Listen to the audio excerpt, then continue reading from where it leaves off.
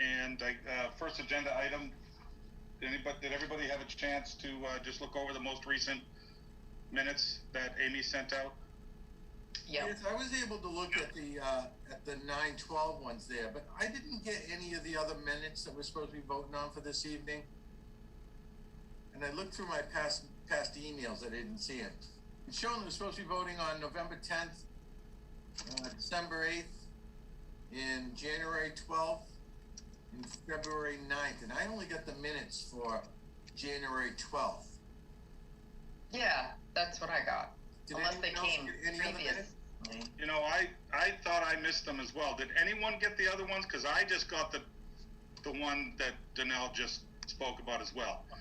Did anybody get the other ones? No. No. I'm just looking now. But I didn't either.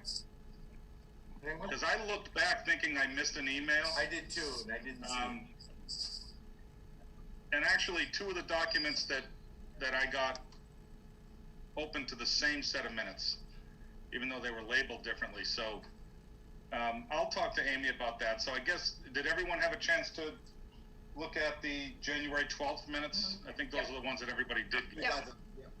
All right, why don't we leave the other ones off the table and just vote that meeting to get it out of the way. And I'll circle back. Why did I just use that statement? My God, circle back.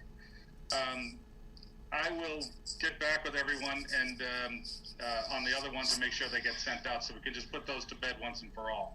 So if somebody wants to make a motion to approve the minutes of January 12th, 2021. I'll make the motion. I'll make a motion that we approve the Yes, minutes on January 12th, 2021. Okay, all in favor? I'll second. Aye. Aye. Opposed? Aye. Abstain? Okay, good.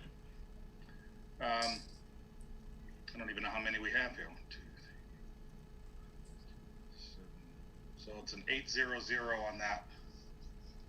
And okay, so I'm real happy for today. Everybody knows that Patrick Deshane, that's the way you pronounce your last name, Yes, Patrick Deshane. Yep. Our new director has been on board for about 3 weeks now and has been being brought up to speed on many different things. We're lucky to have Ashley still kind of consulting Patrick along the way here as he gets ramped up. But so I'd like to introduce Patrick and have him talk a little bit about himself and what he what he's done up to now and what he hopes to do with us and yeah, we'll go from there. So Yeah. Patrick, why don't you take it away? So yeah, I'm Pat. Previous to coming here, I was working for the town of Norwood as their assistant town planner. I was there for about 3.5 years, and so in that position, I primarily worked with the planning board, the community preservation committee, and their economic development committee. So I'm pretty well adjusted to obviously the area regionally and kind of some of the factors that go along here. Previous to that position, I had worked for the city of Worcester as a GIS technician, so more computer drafting and stuff like that. Educationally, I went to Westfield State and got for my bachelor's, and I got my master's in public administration from Clark in 2017. So been fairly new-ish, I guess you would say, about 4 years or so in terms of municipal planning. But I'm pretty proud of the work that we were able to do in Norwood in terms of just outreach and in terms of working with the businesses, trying to be that kind of middle person between them, and a lot of grant programs, especially within the last year. As I'm sure you're aware, obviously working with Ashley, past year has been especially difficult for small businesses. So now more so than ever, it's it's been important for people working for municipalities in a role of economic development to kind of have a all hands on deck method to really try to get as much outreach and information as possible out there. And so I guess that kind of goes into the next discussion of trying to see what you've all been working on for the past year and where the goals are for this committee kind of going forward. Obviously, things are hopefully turning around in terms of reopening, and we are kind of out of, some of the the larger issues of the COVID pandemic. But that's obviously not, we're not out of it yet. And so I think in terms of just trying to get outreach and information to businesses and see where we are, that's important. Likewise, I'd also like to kind of work with you and see what I can do in terms of projects that maybe you have had on the back burner that you would like to look at, whether it's marketing materials or trying to evaluate where the town is at in terms of industrial land and commercial land, and stuff of that nature. So I guess I like to put it back to y'all and see what you have been working on and what we kind of envision for the next 100 days or so, or at least a year. Well, that's great. Thanks, Pat. Do you go by Patrick or Pat? It doesn't matter. It doesn't matter to me too much. I usually just say Pat because it's easier. But yeah, Pat or Patrick's fine. Sounds great. Yep. All right. Does anybody have any questions at all for Pat, or comments, questions, anything like that? Pat, where did you grow up? Oh yeah. So I'm from Attleboro. Oh, so you're from the area. Yeah. I'm from Attleboro. I've moved on up and I live in North Attleboro now. So I've Okay. still local. So you're familiar with what goes on up here in New England then? Absolutely. Okay. Yep. Just to kind of get where you were coming from there, Pat, we've been through a couple directives in the last couple years and really been looking for somebody to come in and help us out with, being a liaison between business and the town hall and everything and helping out with that. But we also needed somebody to be in outreach to the businesses in town to help us, communicate and see what the businesses need and what we need to do to help the businesses. The last couple of years, and also because of, not last couple of years, but also because of COVID, we've had a couple outreach programs where we used to do a breakfast and stuff like that, but we haven't been able to get that together. We do a breakfast at the country club, host probably at one point it's probably, I guess, up to 100 people or 120 businesses. And 120 people consisting of businesses and of local officials and stuff. And it was a way of outreaching to the businesses to see what else they needed. And we haven't had the opportunity to have somebody in the position to get into that and to hopefully bring back to life. I know the Board of Selectmen would like to have us focus on downtown and helping out the downtown and the businesses downtown, which we need.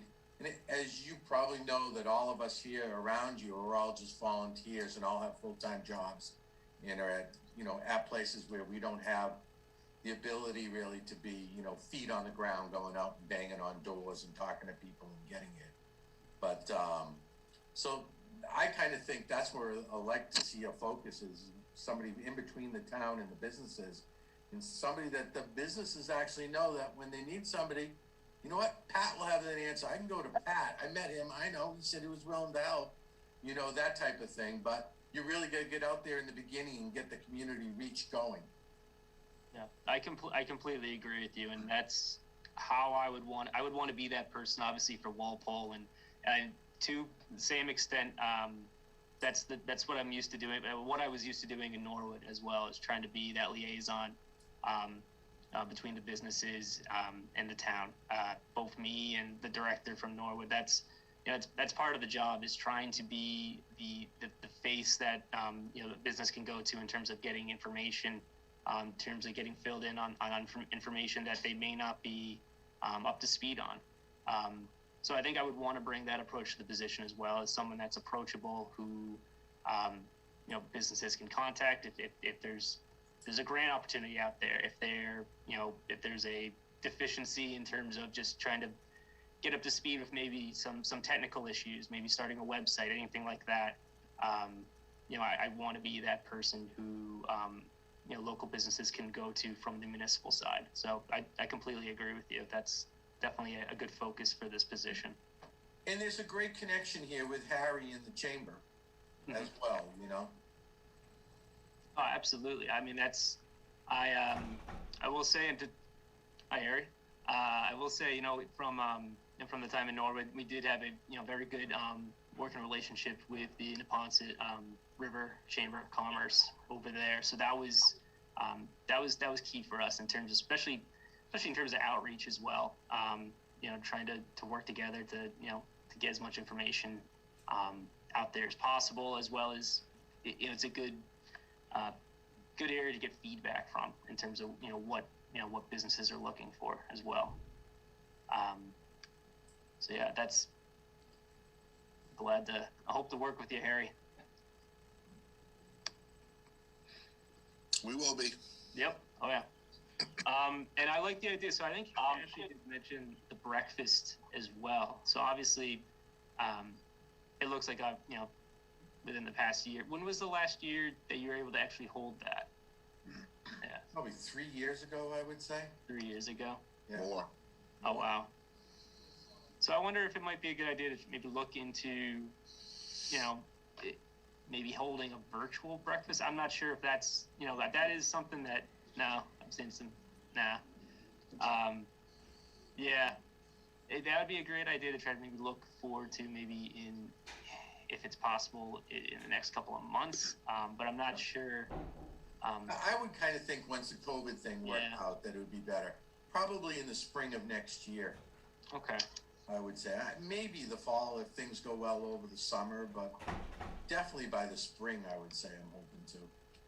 Would like to do that. Yeah, absolutely. I know one of the events that you may have worked on before was a Main Street Live. Is that that event that this committee was part of? Yes, in fact, it was yes, the committee, and we had a subcommittee which consisted of Mark, Beth, Rich, and myself. And in fact, I was going to bring it up tonight, and it wasn't on the agenda, but I think maybe it's a good time to have a little discussion on it, whether it's going to happen this year or not. But yeah, that was a great event that we that started off about 4 years ago with just a couple hundred people, and it kept going twofold and threefold and fourfold. And the last time we held it, we had over 4,000 people there. Wow. On the Common, and it was just a huge take. Mark worked hard on all the sound and entertainment. The rest of the crowd, we worked with just doing logistics and getting restaurants involved. Basically, what we did was for the first time, was able to get the selectmen to grant us to have a beer and wine on the Common, where we sold beer and wine on the Common, roped off the whole Common and kind of kept it controlled in that way.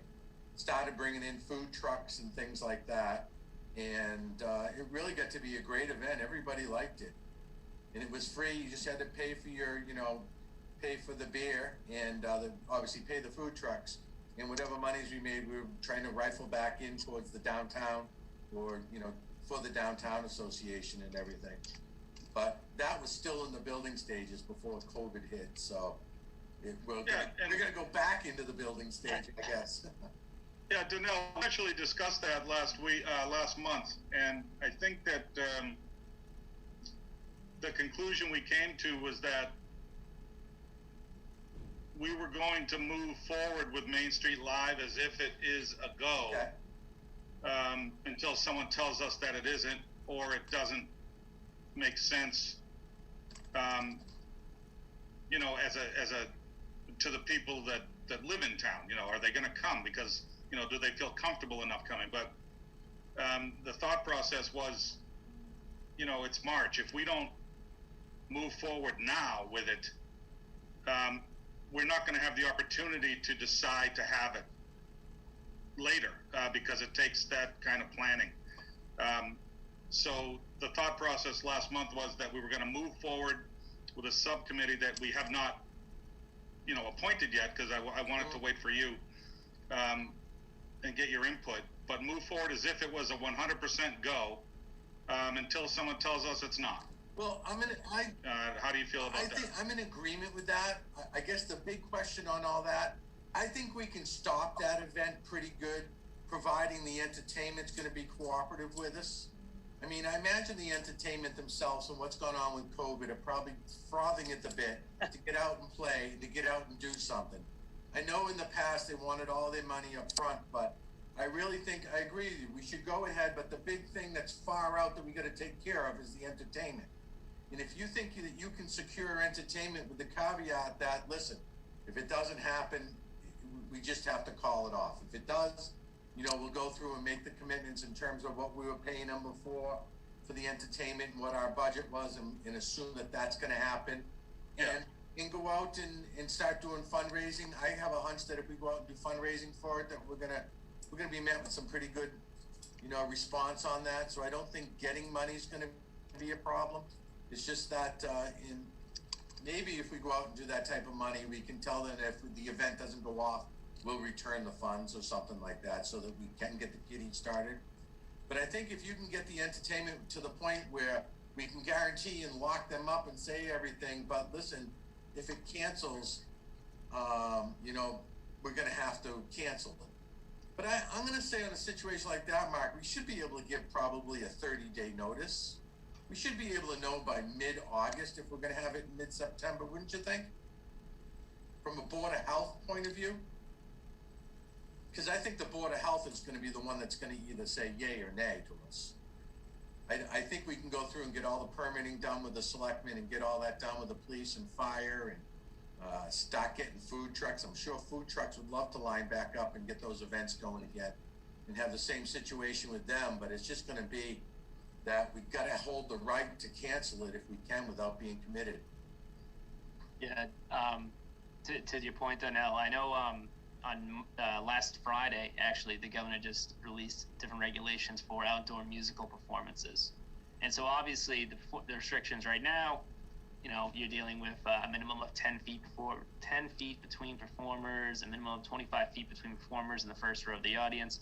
So right now, I mean, is it possible? It would be heavily regulated. But if this is a program that could be done in September, you know, hopefully those regulations are reduced by the time it becomes a reality. And if you have a way that, like I said, if it's a 30-day thing and it doesn't seem feasible to do, then there is an option to cancel it, you know, in a way that's not burdensome to the committee. I think if we and one of the interesting sidelights of the Friday Night Live was that we invited local restaurants to stay to open and work from the sidewalk, and lo and behold, a year later, that was the only thing they could do, and so we started them off in the right way. And I have to congratulate Donnell and Mark for pulling that off. Yeah, and that's a great idea. I think it just having an opportunity for, you know, for those restaurants to reach a crowd like that, and you know, especially the year that's going on, you want to really highlight and pump up those businesses the best you can. The problem I see with it, if we have it, is that if there are constraints on it, I don't know how we're going to control it. Because I think with everybody just dying to get out, everybody getting ready to go again, I think we're going to have 4,000 to 5,000 people there easily. I think we ended up with 4,000, and I think those 4,000 are going to be right back there. And if they start putting 10, 16 foot, you know, limits on it, I don't know how we're going to control it and how we're going to do that. So that's the kind of stickler part on it. Donnell, do you think we're putting the horse before the carriage by waiting to see how the vaccination rollouts are, and possibly maybe we're somewhat back to normal by July or August? I mean, I don't know. No, that's why I'm saying that we have to be able to cancel it. Because I think if the restrictions are too heavy, I don't think we can control it. I agree. Because I think 5,000 people are going to show up, and it's just going to be I don't know how we're going to control it. Maybe. So I think either if the regulations are in effect 30 days in advance that don't look like we'd be able to control it, that we just got to cancel it. Even though we could probably do it for 1,000 people or maybe 1,500, I just don't think that it's going to end up being like that. Yeah. You know? Yeah, that is difficult, trying to regulate public outdoor space in that manner. Well, I mean, the regulations keep changing. They keep getting a little bit better. More people will have vaccines by then. They'll probably reduce a lot of the restrictions, but still require people to wear masks. That's my guess. The good news is it's outdoors. No. Yeah, exactly. Yeah. So I kind of agree that we should go forward on it, but we should always just be able that we have that out, and that out isn't gonna cost us a lot of money. In terms of getting the process going, would it be, obviously, if you all want to start a subcommittee, I think that'd be a great process, and maybe we could bring in the health director as well, to try to kind of lay out what is the restrictions right now, and kind of work hand in hand with them in terms of keeping the projects going, just from a regulation standpoint. That's fine, Pat, and I kind of think that you could handle that with, with the Board of Health, off that and report back to us. They know what it's about. Melissa knows, she's been there, she knows what it's about and everything.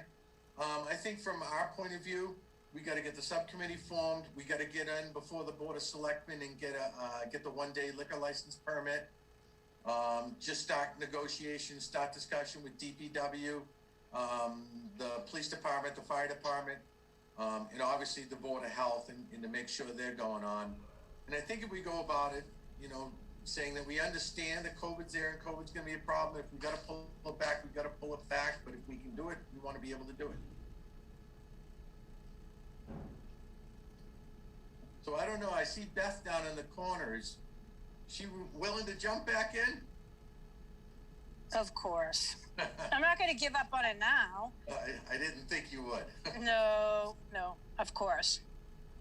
And then, well, we lost Rich Shields, so if anyone else wants to join us and become a part of the subcommittee and help planning it, love to help.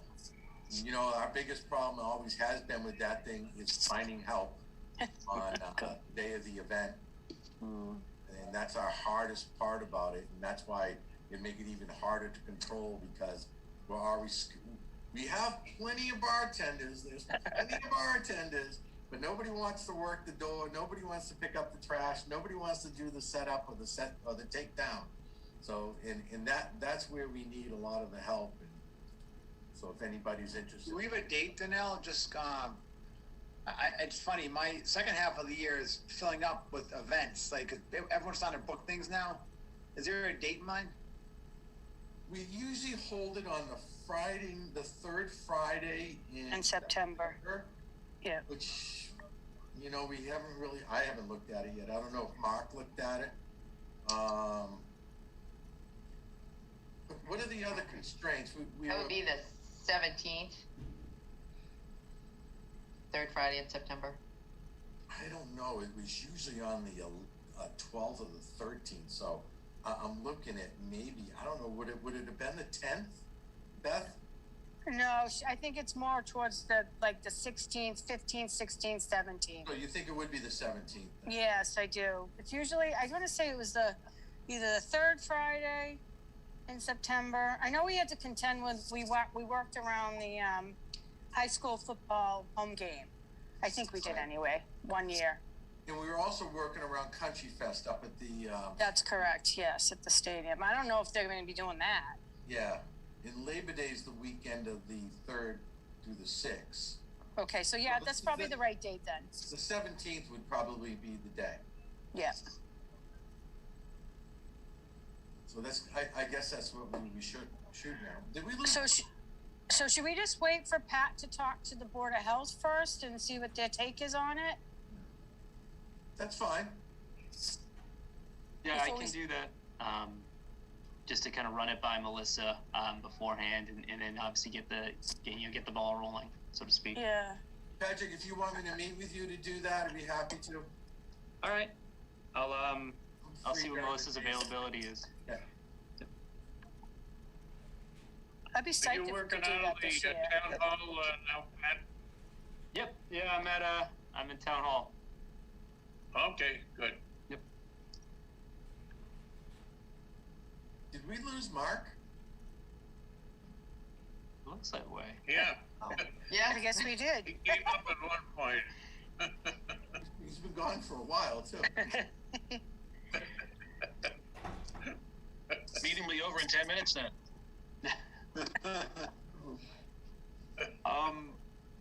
Do we want to? I don't want to bounce topics if people want to still talk about the. Well, if you wanted to, we actually did bump sorry. We were on the 100-day focus projects when we ended up at Main Street Live. So if anybody else has anything to add on the 100-day focus program. If I could, Pat, did I assume that you went through the hiring process and was involved with Jimmy Johnson a lot? Yes. Yep. And did he give you any direction? Did he say anything in regards to the selectmen and what the selectmen would like to see? And did he have any conversation with you on that? Yes. I'm just opening. I think I had a list of goals.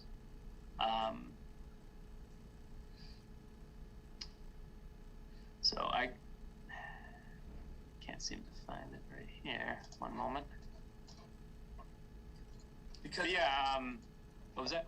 I know the selectmen want us, and we had a change on selectmen a while ago, and I know we needed to get some focus on what we were doing, but we were having problems with having a director, and part of our problems in the past is that our director has been doing a lot of focus on the planning board and on that type of thing, and didn't have a lot of time to do the EDC stuff, and that had become a problem from us being able to get things accomplished.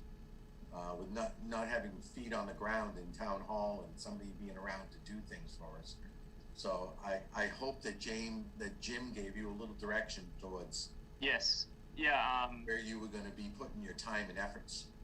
Yeah. Primarily, I think working with your committee as well as assisting in the future with with the ZBA when it comes to, especially when it comes to the comprehensive permit process for those 40Bs. But I am your go-to guy. I want to be that person on the ground and that person helping with any new initiatives that you want to work on. And one of the things that I sent out on Friday was something. Luckily, coming from Nord, I know all kind of the regional players. So the planner in Foxborough knew I was moving over to Walpole, so she reached out to me and wanted to see if I wanted to incorporate Walpole with a regional pilot grant that the Mass Office of Business Development had issued. Basically, the gist of the grant was aimed at post recovery from COVID, as well as substantial projects that could be utilized long term in the future. And so that project in that we would like to work on as a regional group, if we are accepted, would be with Foxborough, Medfield, Norton, and Mansfield. Was something that was geared towards an evaluation of municipal land that is either commercial, industrial, and looking at creating inventories for each town as a way to help the town market to potential businesses. And it's kind of one of those gray areas. I think a lot of towns, if they try to have their own business-focused website, it's a great component to, if you're an outside business looking to either move in the area, or even if you're regionally and you want to try to expand, having that inventory or having that market information available is just another opportunity that a town can have in terms of business recruitment. And so that is something that obviously could help out in terms of post-COVID, but I think it's also a long-term solution to getting a better understanding of what land is available for sale, what land is zoned accordingly for commercial uses or industrial uses, and just having that available. From a layman's perspective, if someone would go through the town's website, they would be able to find that section and kind of not just call at me and see hey, I'm looking to do this, where could I do this in town, but they could go through the process themselves of seeing what land is available.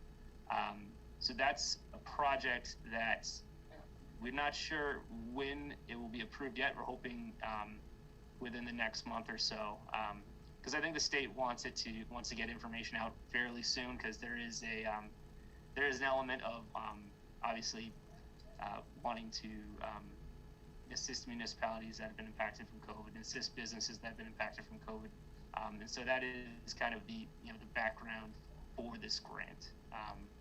So I don't know if anyone took a look at that information. Pat, I had a question about that. Yes. How does a land database of what land is available help businesses that are impacted by COVID?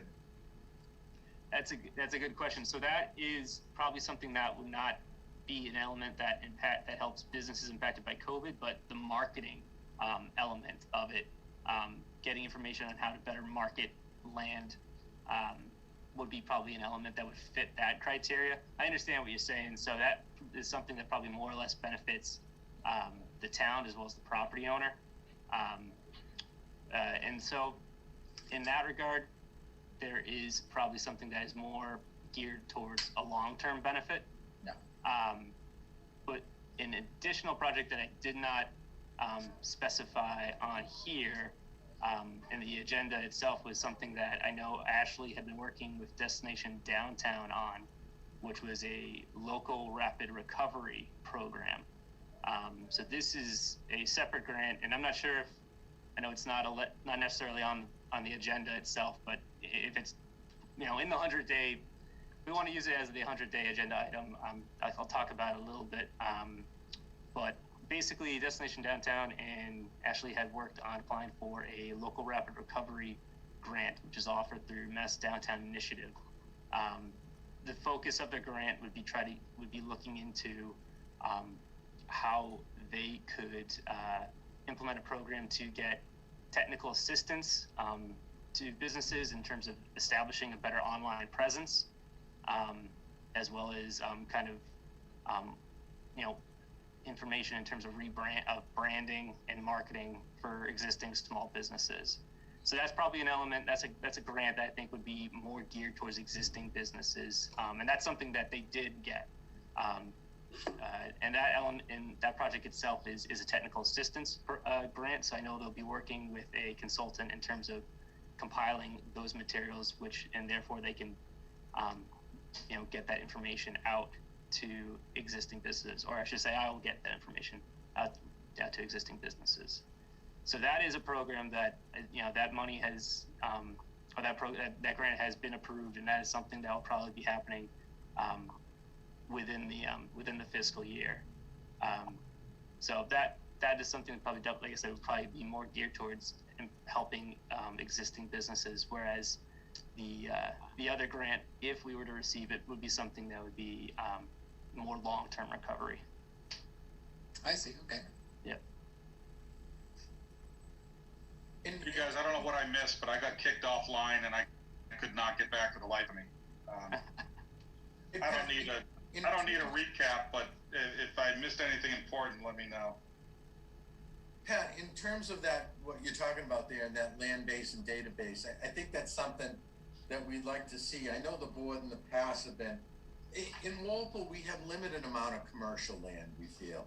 And a lot of that commercial land in the last bunch of years has kind of gotten turned into a residential use. And we've lost some commercial land to 40Bs and that type of thing. Mm-hmm. We would love to retain as much commercial land to get that commercial tax base up as much as possible. And if putting it into a database and getting it available, so if somebody comes and sees you, and I need a 1-acre site that don't have to be on Route 1, but I'd like to be on like Route 1A somewhere, and that type of thing, that you'd be able to go to that database and be able to come up with the information to lead that company there. Because I think we'd all like to see the commercial land we have left taken over by businesses and good, clean businesses to come to town. Yeah. Not lost to not the highest and best use of that parcel over that property. Absolutely. I totally agree. And the process it takes to get a business license in this town, to get it streamlined, and then of course, the last thing is, which $1 million question is having the planning board allow things that, like the hotel we always talk about behind Chili's and stuff like that. But the planning board process to kind of, is there a way that selectmen would streamline the planning board process? And then the last piece of that is maybe making the zoning code so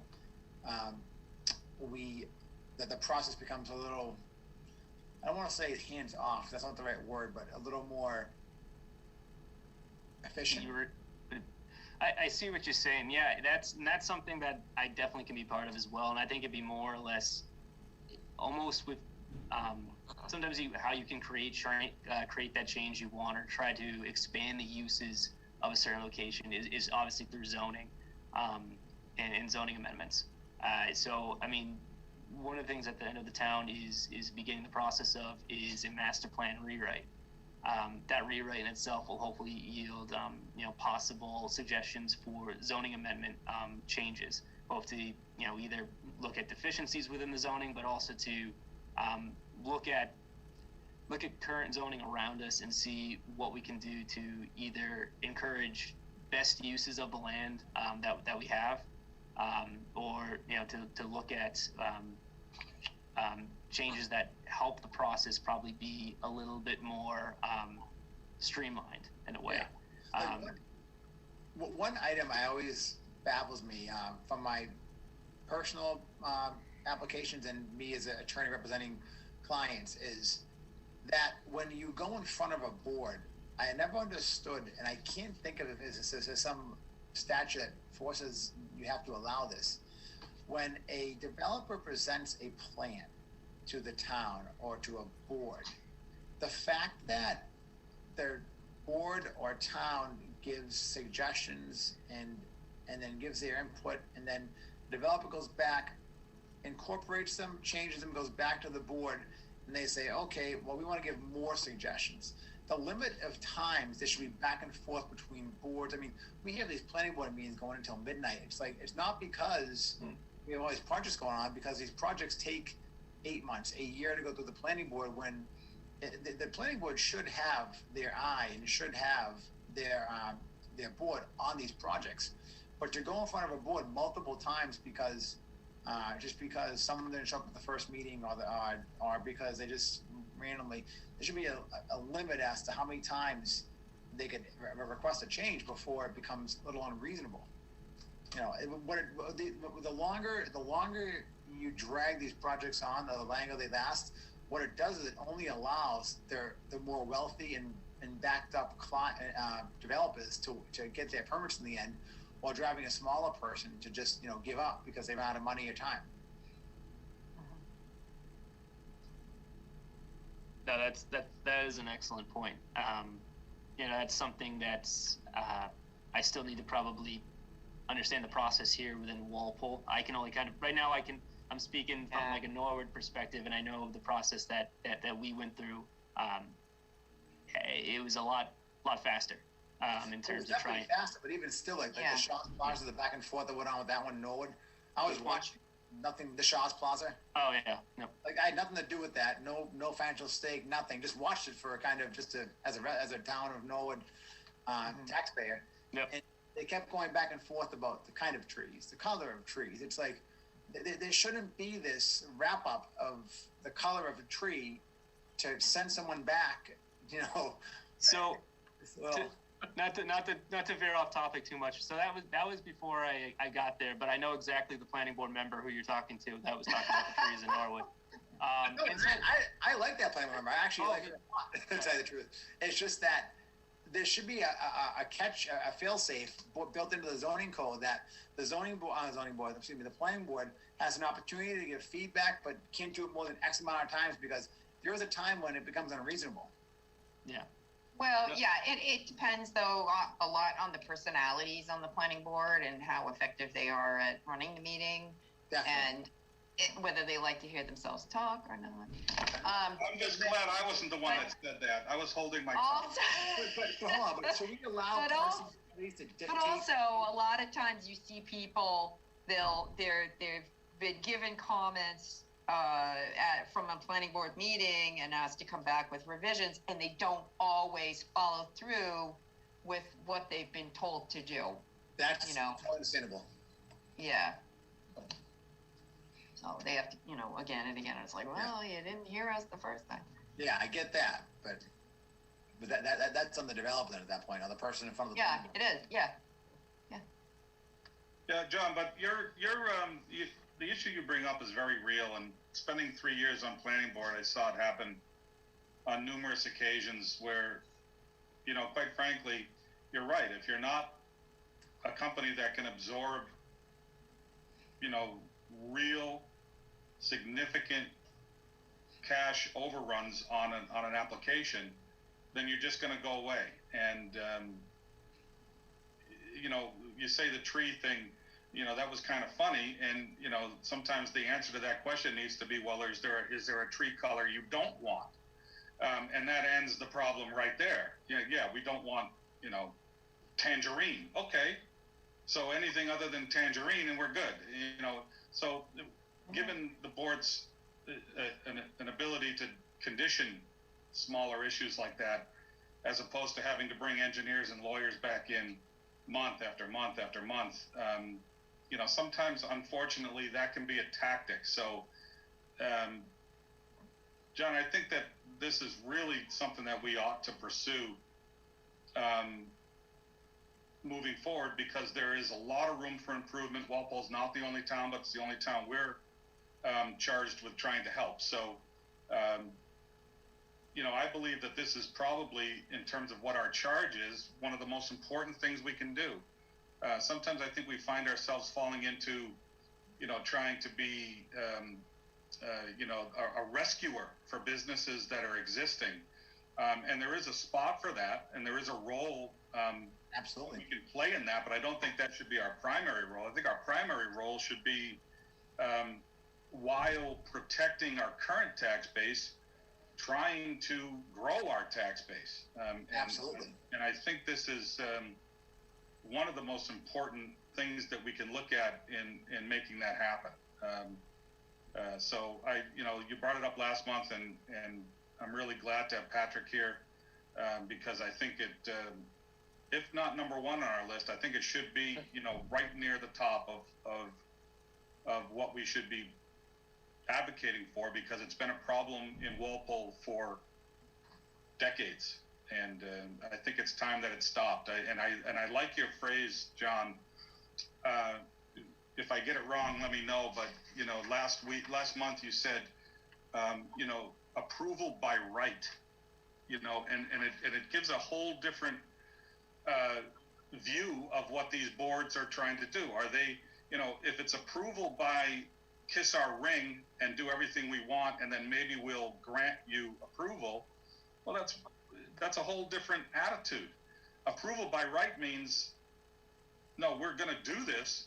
Is there one or two reasons why you can stop us from doing it? And those reasons have to be legitimate. Yeah. So I like where you're going with it. I think it's absolutely imperative that we try to make some inroads with this. So Patrick, anything that you can help with your experience in Norwood in moving this forward, that would be fantastic. Yeah. So obviously from a zoning perspective, I think taking a further look, especially working with the building commissioner, and then through this master plan process, finding those small areas to fix where something could be, I guess, a little bit more streamlined. That is certainly a start. I sent something in the chat right now, and this is something I apologize if this is the case or not. I still got to get caught up to speed on everything zoning related within Walpole. But do any existing 43D expedited permitting districts exist within the town, to your knowledge? Expedited? No, I don't believe so. I don't believe so. So there are a bunch of overlays, but it's more to do with zoning than it is with permitting. Okay. 43D is, I know Norwood had two different districts. One is the Vanderbilt Industrial Park area, and then the other one was the University Ave limited manufacturing zone area. This is kind of an option where towns could look into designating a location or multiple locations as an expedited permitting district, both as a means of marketing, so to speak, in terms of if you have a business in there, hey, where's your industrial area? Well, here it is. It's also an expedited permitting district, which basically guarantees that your process is more or less streamlined, where a typical hearing may you may not have control due to personalities on the board, but if a project is within an expedited permitting district, that project proponent is guaranteed a decision within 180 days. And so it is a measure to both look at promoting certain locations within town, in terms of industrial parks or in terms of business, commercial areas, but also it does give a little bit more of a I wouldn't say control, but I guess a little bit more for an applicant to be kind of reassured that they're not going to, if they're looking at that location, they're not going to have a case dragged out exceedingly longer than it needs to. So that's something that, it could be a possibility to look into. And so I know in my time in Norwood, I wasn't there for the Vanderbilt's expedited permitting district, but I was there to help wrap up the University Ave expedited permitting district. So in Norwood, we were lucky enough to kind of work with a consultant who helped write the program. So it was kind of nice, and I could always give her an email and kind of ask her how the process is currently. Especially as it relates to COVID, if they're still, working on their same schedule for approval, because usually it usually ends up having to have a meeting over in Boston to kind of wrap it up. But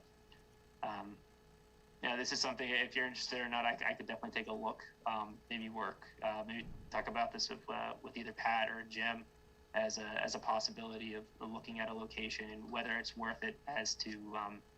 Because I think it will require a zoning amendment as well to kind of identify those locations and have it written within the bylaw.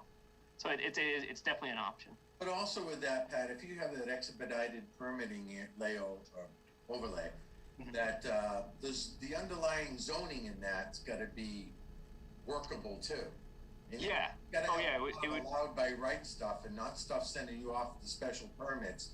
But all of a sudden, it's expedited permit, but you need a special permit, and that's going to push it down a different direction. Yeah, that definitely complicates it. Like you said, some of those issues, just off the top of my head from my own experience, we haven't had we didn't have too many issues with in Norwood. Like I mentioned, the process was a little bit more streamlined, and so it was more or less more of a marketing element to have, but. Yeah, you bring up good points. Even if you have it expedited permitting, does it become an issue if something requires a special permit? Is it a controversial use? So I can definitely look into that a little bit more. Hey, Mark, I have to apologize. I got to bug out at 6 because I have a Friends of St. Patrick's meeting, our last one before our virtual raffle this Friday. So, all right. I got to bug out in a few minutes. Well, the only thing I wanted everyone else to think about. And I'm going to send out an email to everyone. John Shalvey brought something up to me last week, and I think it's worth looking at about our meeting schedule and how married we all are to the date that we currently have, which is the second Tuesday at 5 o'clock.